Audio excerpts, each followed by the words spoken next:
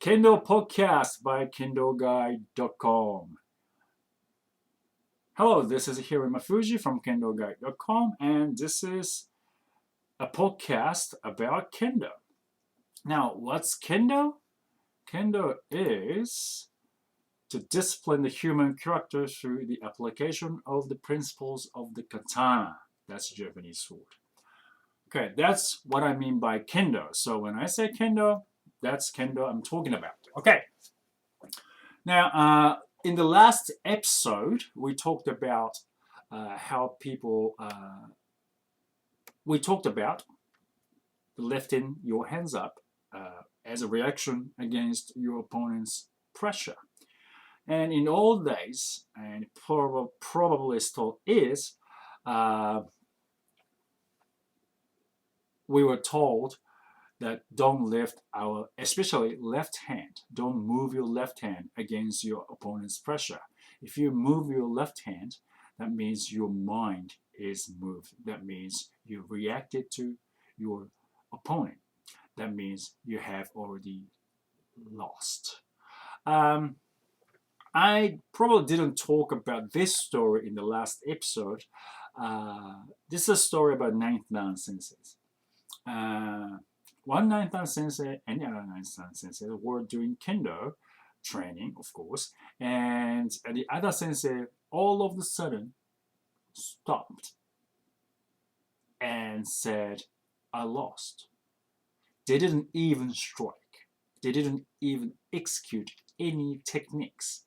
But this sensei says, I lost. The reason he said I've lost is that the other sensei took his center. If you haven't studied kendo, probably it doesn't mean much to you, but what we do in kendo before we execute a strike is we take center.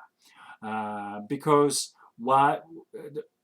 we have a stance called chuda and we have shinai, bamboo sword, right in front of us, and even that's in a way, if you just execute strike, while the other your opponent's shinai is right in front of you, you'll get stabbed. So what we do is we take center, so your opponent's sword is out of your way. Okay, that's what we do, and you can hear the sound of shinai touching each other, like, that's what we are doing, is taking center. And then when your opponent reacts to your pressure seme, we call it seme, your opponent's hands moves, especially left. If your opponent's left hand moves, your pressure is good. So that's how we used to measure how strong our seme is. So I don't know if this ninth dan sensei's hands are lifted up because of the seme or not, but the other sensei took his center, it directly means losing in kendo. So, it's ninth dan level, so I'm not sure what was going on, and probably I'm sure something was happening in his mind, and that's why he said I've lost. So I can't say much about that, but the important thing is in kendo also we say win before you strike. Win before you execute your technique. That means you make sure you take center. Make sure your opponent can't do anything about your strike. Okay, and in that state, okay, if you can create that situation, you win. Okay, so that's what we're trying to do, and this is a great example of how we should win. Kata number 3. Kata number 3, if you're not familiar with the term, kata, it's forms. We have 10 forms in kendo. Okay, kata number 3 is the third kata. of Kendo, and we don't hurt anyone. We don't hurt our opponent, or we don't kill our opponent. This kata, well, the first kata, we kill our opponent because we cut into our opponent's head. And kata number two, we cut off the wrist of our opponent. Okay.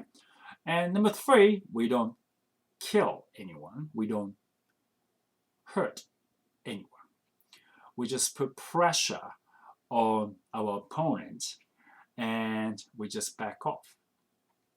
Unfortunately, this is not a point in Kendo match. We have to hit a target and decide who gets a point.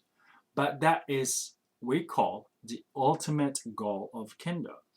And that's not, this knowledge is from the late Inoue sensei. And Alex Bennett sensei, he's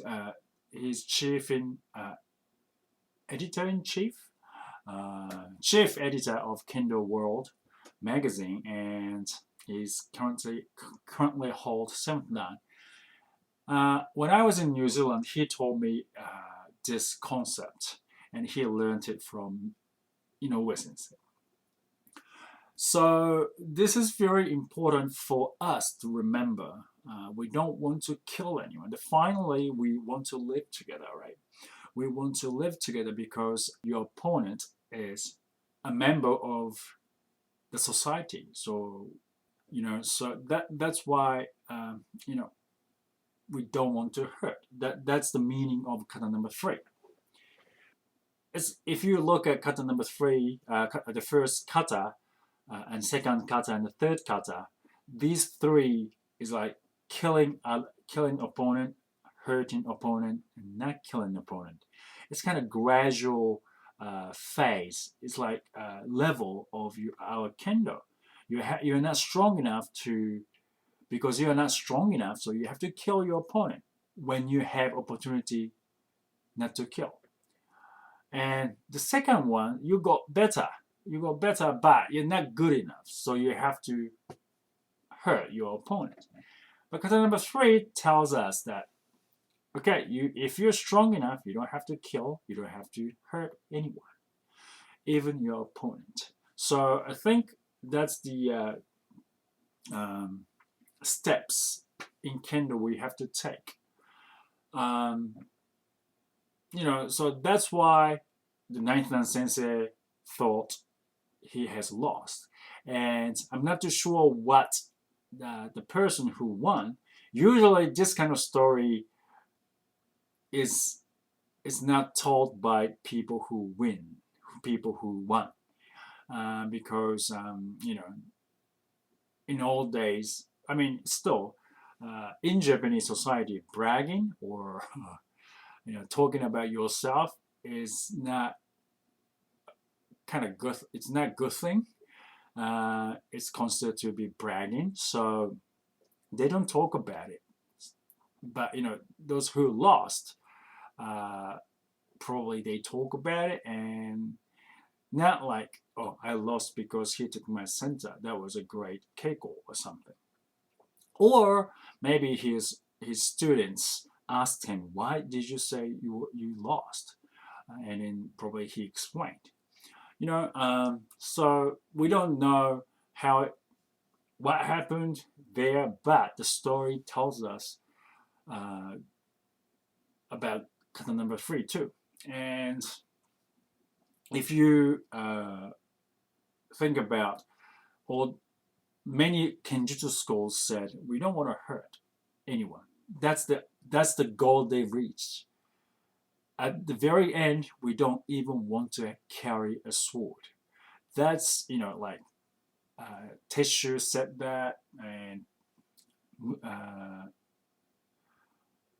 Shinkageryu has Muto Odori, and you have just empty hands and then just grab your opponent's, take away your opponent's weapon. That's we call Muto Odori, I think. So, you just train ourselves to reach that level so we don't have to hurt anyone. It is very hard to do, but that's the goal. So at least we know the goal now.